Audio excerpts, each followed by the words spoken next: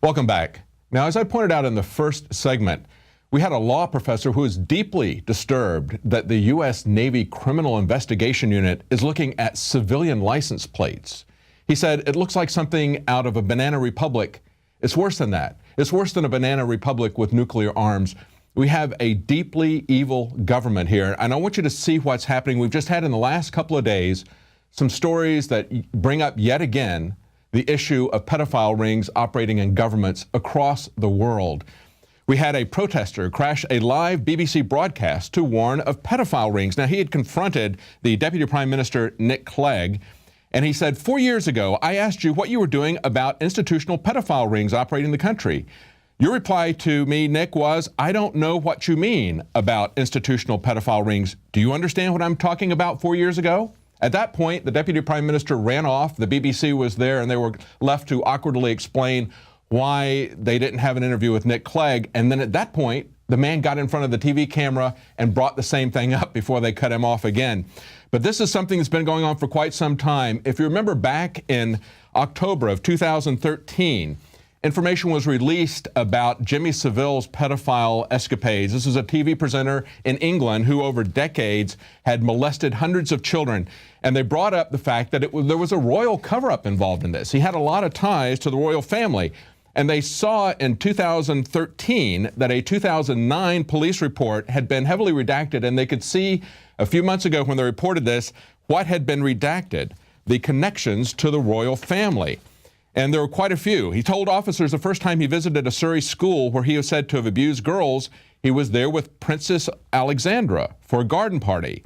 He said, Princess Alex is a patron of a hostel for girls in care.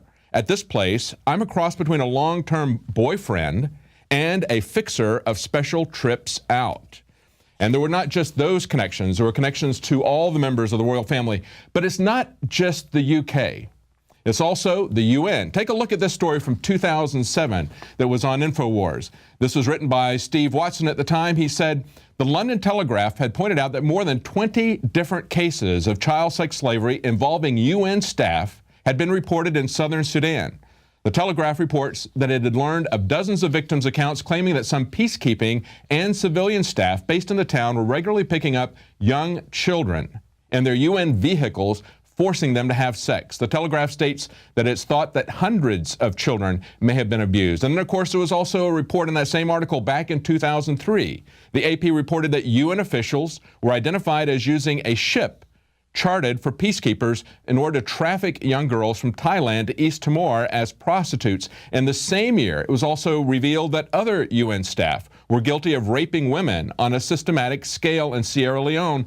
And previous to this, the previous year, 2002, a massive pedophilia scandal within the UN was uncovered involving sexual abuse against West African refugee children in Sierra Leone, Liberia, and other countries. The UPI reported that senior UN officials knew of the widespread pedophilia, and not only did they not take any action, but they covered up the atrocities.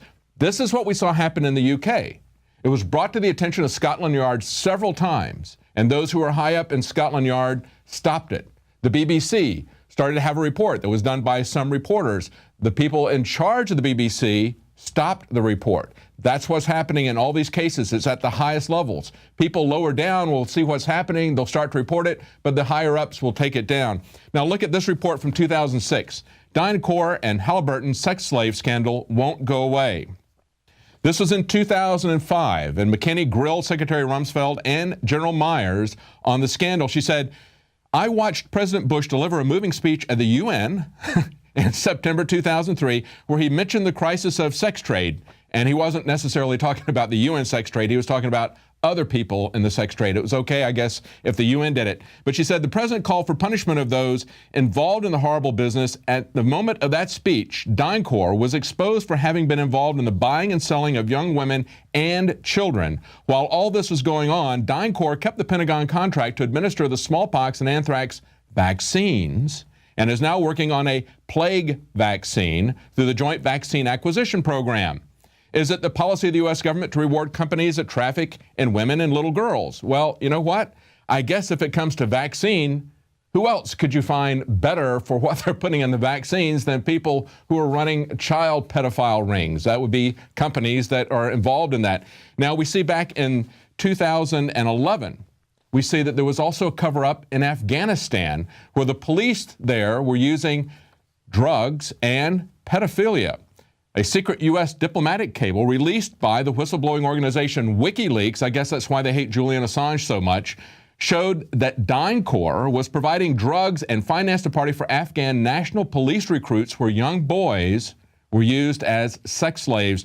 Now, this is a tradition that had been banned by the Taliban, but now it was making a big comeback, just like heroin was making a big comeback after they got the Taliban out. It involves forcing small boys dressed in women's clothing to dance in front of howling men, and after the dancing, the boys are auctioned off to the highest bidder to be raped. The U.S. State Department recently referred to the practice as, quote, widespread, culturally sanctioned form of male rape. And according to human rights organizations and various media reports, DynCorp hosted just such an event at a party. So there you go. Now, talking of parties, this is the other article that came out this week.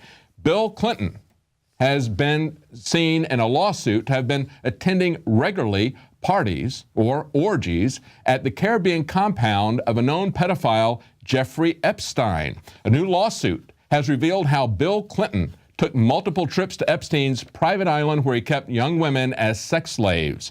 Clinton was also apparently friends with a woman who collected naked pictures of underage girls for Epstein to choose from. And Clinton didn't cut his ties with her. In fact, he invited her to Chelsea Clinton's wedding, one of about 400 guests. And also, we see that hosts of famous friends, including, here's the royal family again, Prince Andrew, stayed at the New York mansion of this pedophile even after his arrest. Now, there was an interesting quote in this lawsuit, and this came from somebody who was an unidentified woman in the lawsuit. She said, "I remember asking Jeffrey Epstein, what's Bill Clinton doing here? And he laughed it off and said, he owes me a favor." And at least one woman on the compound was there unwillingly, said she was forced to live as one of his underage sex slaves for years and forced to have sex with politicians. Oh, what politicians would that be? Businessmen, royalty, academicians, etc. Okay, so that's what we see happening. Now, this is something that's been going on for a long time, of course. Bill Clinton had a long history of sexual assaults. We've talked to Kathleen Willey, and she said Hillary Clinton was attacking all of these women, as we all know, and she pointed out that Hillary Clinton was actually the war on women, that it's not the Republican Party that's at a war with women, but it was Hillary Clinton because she's covering up these sorts of things. She didn't just cover them up, though, for her husband. She covered up sexual assaults for her diplomats when she was Secretary of State. Look at this article. This is from 2013, Hillary's Sorry State of Affairs. State Department whistleblower has accused high-ranking staff of a massive cover-up, including keeping a lid on findings that members of then Secretary Hillary Clinton's security detail and the Belgian ambassador solicited prostitutes.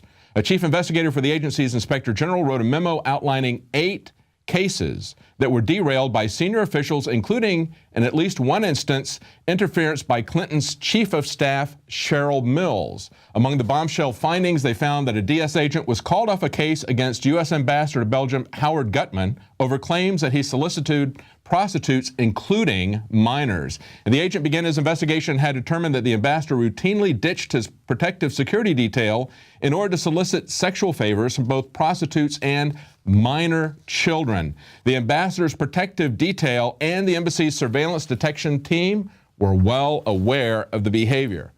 Now, finally, let's take a look at one last case. This was written up, this article is from 2010.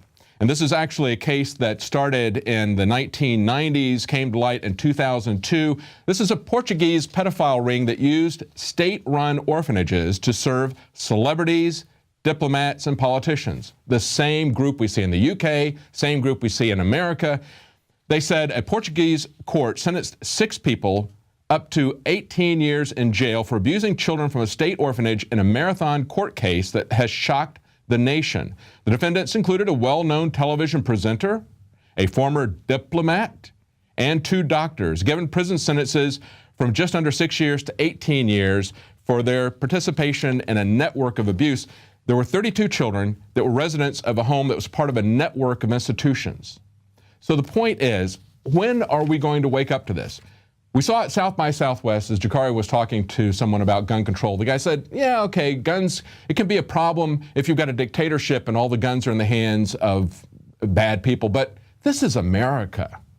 That is very naive. If you're not worried about the surveillance state, if you're not worried about a government that wants all the weapons and is accumulating them at an unprecedented in history level, if you're not concerned about that, you should be. And you should be very concerned about how deeply evil these people are and how this is a global problem. This is not something from the UK, the UN, the US. It's not even the Democrats or the Republicans. We see Rumsfeld. We see that Bush was involved in the Franklin scandal. We see that we have Michael Aquino, who was working with the NSA, a Satanist. He was accused of pedophilia.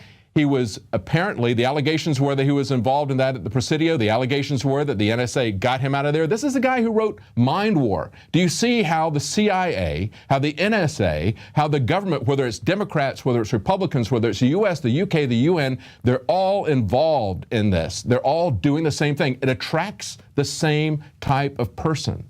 Dark, satanic individuals want this kind of power over us, and we must not let them have it. The globalists have controlled the mainstream media for a long time, but now they're expanding, making the weaponization even more vicious and deceptive. All the major networks are state-run. We are partnering this year with the NFL. The NFL has become a political weapon against the Second Amendment and pushes Obamacare. MSNBC tells us that our children belong to the state. We have to break through our kind of private idea that kids belong to their parents or kids belong to their families and recognize that kids belong to whole communities. The brainwashing media machine has been turned up on high, and it's time for humanity to double down on the true people's media and strike back against the tyrants that are destroying our civilization with their lies and fraud. We are the resistance. You are the resistance. You are the info war. It is more important than ever to realize that we are not the alternative media. We are the true media. The establishment dinosaur press is dying. We are in an information war, and we are losing that war. Join us at InfoWarsNews.com and PrisonPlanet.tv. Members can share their memberships with up to 11 people. By subscribing, you will literally be buying war bonds in the info war to expand our operation in the face of the tyrants. Join us at PrisonPlanet.tv.